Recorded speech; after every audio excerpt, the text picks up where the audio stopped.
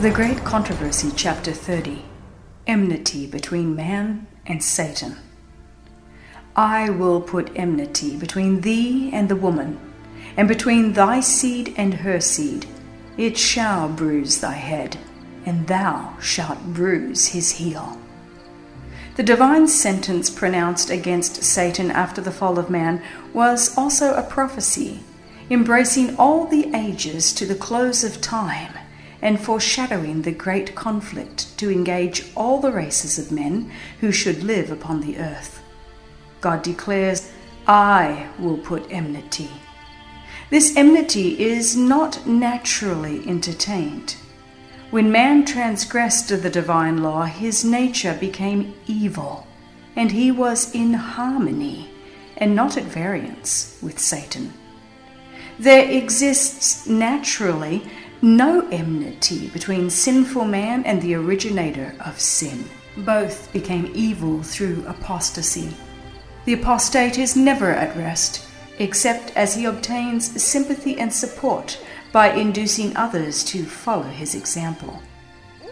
For this reason, fallen angels and wicked men unite in desperate companionship. Had not God especially interposed, Satan and man would have entered into an alliance against heaven.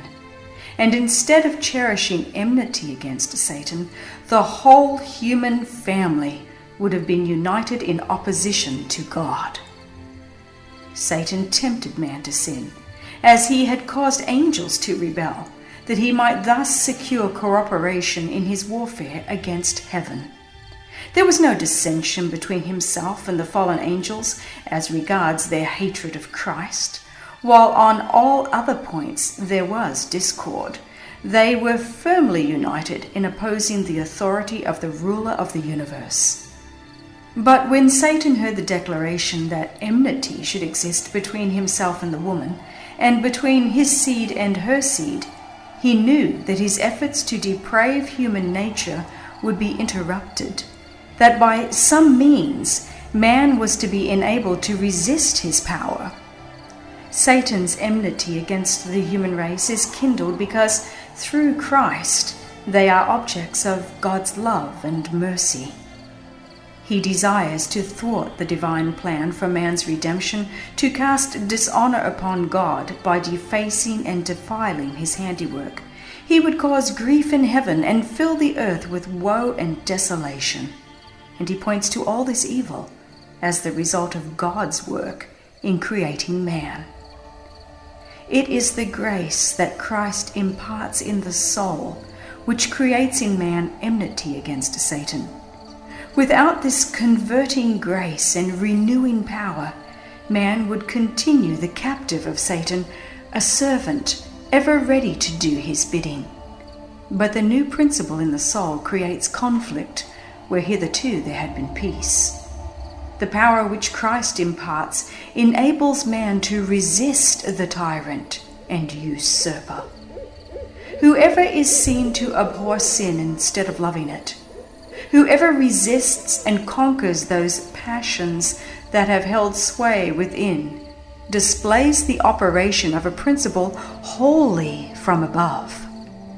The antagonism that exists between the Spirit of Christ and the Spirit of Satan was most strikingly displayed in the world's reception of Jesus. It was not so much because he appeared without worldly wealth, pomp, or grandeur that the Jews were led to reject him. They saw that he possessed power which would more than compensate for the lack of these outward advantages. But the purity and holiness of Christ called forth against him the hatred of the ungodly.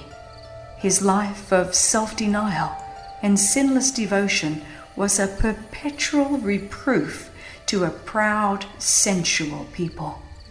It was this that evoked enmity against the Son of God.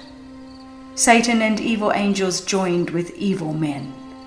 All the energies of apostasy conspired against the champion of truth.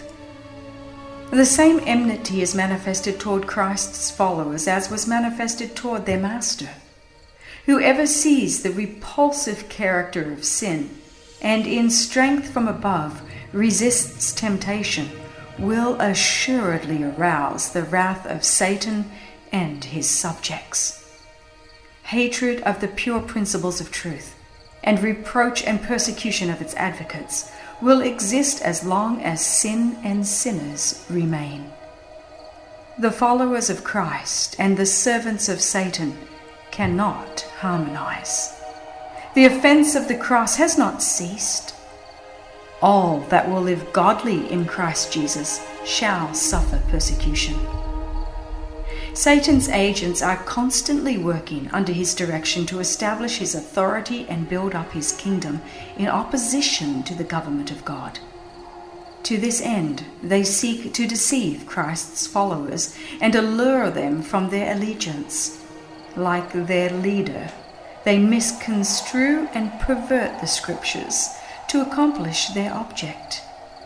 As Satan endeavored to cast reproach upon God, so do his agents seek to malign God's people.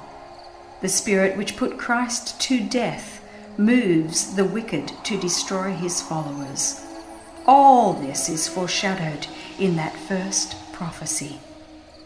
I will put enmity between thee and the woman, and between thy seed and her seed, and this will continue to the close of time. Satan summons all his forces and throws his whole power into the combat. Why is it that he meets with no greater resistance? Why are the soldiers of Christ so sleepy and indifferent? Because they have so little real connection with Christ. Because they are so destitute of his Spirit. Sin is not to them repulsive and abhorrent as it was to their Master. They do not meet it, as did Christ, with decisive and determined resistance. They do not realize the exceeding evil and malignity of sin, and they are blinded both to the character and the power of the Prince of Darkness. There is little enmity against Satan in his works, because there is so great ignorance concerning his power and malice, and the vast extent of his warfare against Christ and his church. Multitudes are deluded here. They do not know that their enemy is a mighty general who controls the minds of evil angels, and that with well-matured plans and skillful movements, he is warring against Christ to prevent the salvation of souls. Among professed Christians, and even among ministers of the gospel, there is heard scarcely a reference to Satan, except perhaps an incidental mention in the pulpit. They overlook the evidences of his continual activity and success. They neglect the many warnings of his subtlety. They seem to ignore his very existence. While men are ignorant of his devices, this vigilant foe is upon their track every moment. He is intruding his presence in every department of the household, in every street of our cities, in the churches, in the national councils, in the courts of justice, perplexing, deceiving, seducing, everywhere ruining the souls and bodies of men, women, and children, breaking up families, sowing hatred, emulation, strife, sedition, murder. And the Christian world seem to regard these things as though God had appointed them and they must exist. Satan is continually seeking to overcome the people of God by breaking down the barriers which separate them from the world. Ancient Israel were enticed into sin when they ventured into forbidden association with the heathen. In a similar manner, our modern Israel led astray. The God of this world hath blinded the minds of them which believe not, lest the light of the glorious gospel of Christ, who is the image of God, should shine unto them. All who are not decided followers of Christ are servants of Satan. In the unregenerate heart there is love of sin and a disposition to cherish and excuse it. In the renewed heart, there is hatred of sin and a determined resistance against it. When Christians choose the society of the ungodly and unbelieving, they expose themselves to temptation. Satan conceals himself from view and stealthily draws his deceptive covering over their eyes. They cannot see that such company is calculated to do them harm. And while all the time assimilating to the world in character, words, and actions, they are becoming more and more blinded. Conformity to worldly customs converts the church to the world. It never converts the world to Christ. Familiarity with sin will inevitably cause it to appear less repulsive. He who chooses to associate with the servants of Satan will soon cease to fear their master. When in the way of duty we are brought into trial, as was Daniel in the king's court, we may be sure that God will protect us. But if we place ourselves under temptation, we shall fall sooner or later. The tempter often works most successfully through those who are least suspected of being under his control. The possessors of talent and education are admired and honored as if these qualities could atone for the absence of the fear of God or entitle men to his favor. Talent and culture, considered in themselves, are gifts of God, but when these are made to supply the place of piety, when, instead of bringing the soul nearer to God, they lead away from him, then they become a curse and a snare. The opinion prevails with many that all which appears like courtesy or refinement must in some sense pertain to Christ. Never was there a greater mistake.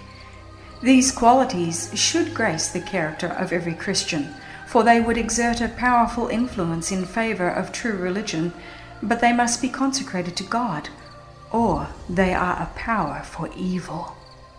Many a man of cultured intellect and pleasant manners, who would not stoop to what is commonly regarded as an immoral act, is but a polished instrument in the hands of Satan.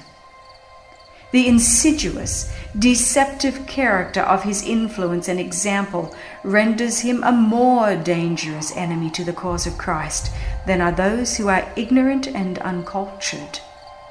By earnest prayer and dependence upon God, Solomon obtained the wisdom which excited the wonder and admiration of the world. But when he turned from the source of his strength and went forward relying upon himself, he fell a prey to temptation.